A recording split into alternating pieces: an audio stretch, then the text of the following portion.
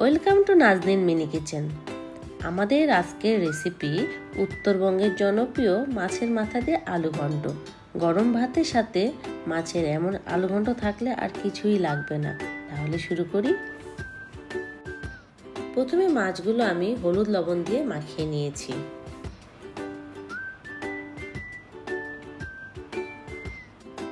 এবার মাছগুলোকে ভেজে নেব। আমি মাছগুলোকে একটু কড়া করে ভেজে নেব, যাতে মাছগুলো দিয়ে কাঁচা গন্ধ না আসে। আমার মাছগুলো কড়া করে ভাজা হয়ে গেছে।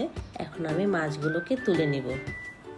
এরপর লো হিটে গরম তেলে তেজপাতা, লং, এলাচ, দারচিনি দিয়ে কিছুটা নেড়ে নেব।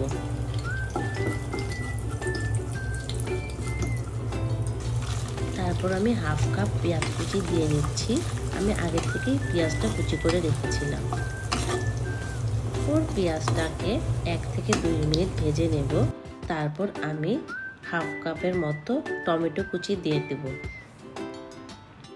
এখন হাফ চামচ রসুন পেস্ট, হাফ চামচ আদা পেস্ট, সামান্য পানি দিয়ে আমি মশলাটাকে কষিয়ে নেব।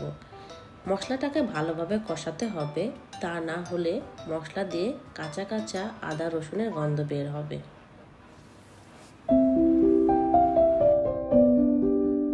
মশলাটি প্রায় কষানো হয়ে গেছে। এখন এই পর্যায়ে আমি 1 চামচ হলুদ গুঁড়ো, হাফ চামচ রেড চিলি পাউডার, হাফ চামচ ধনিয়া গুঁড়ো এবং 1 চামচ জিরা গুঁড়ো, স্বাদের জন্য সামান্য লবণ পানি দিয়ে আবার কষিয়ে নিব। এই সময় খেয়াল রাখতে হবে যাতে মশলাটি পুড়ে না যায়। পুড়ে গেলে মশলাটি খেতে তিতো এবং তরকারিতে স্বাদ লাগবে না। এই পর্যায়ে মশলাটা কষানো হয়ে গেলে আগে থেকে ভেজে রাখা মাছগুলো দিয়ে দেব।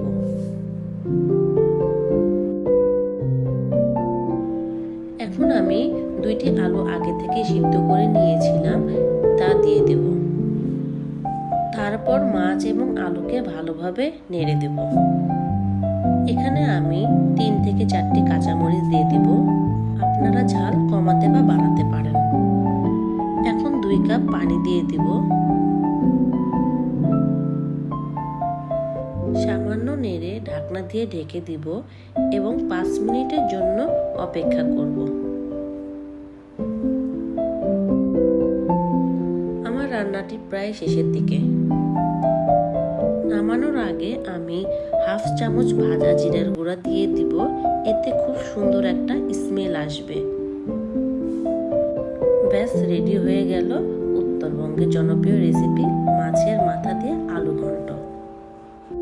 আশা করি আমার আজকের রেসিপিটি খুবই সহজ এবং ভালো লেগেছে। আমার রেসিপিটি যদি আপনাদের কাছে সহজ এবং ভালো লেগে থাকে, তাহলে আমার চ্যানেলটি সাবস্ক্রাইব করে রাখবেন আর বেল বাটনটি অন করে রাখবেন। তাহলে আমার পরবর্তী ভিডিওর নোটিফিকেশন সবার আগে পৌঁছে যাবে আপনার কাছে। Thank you for watching.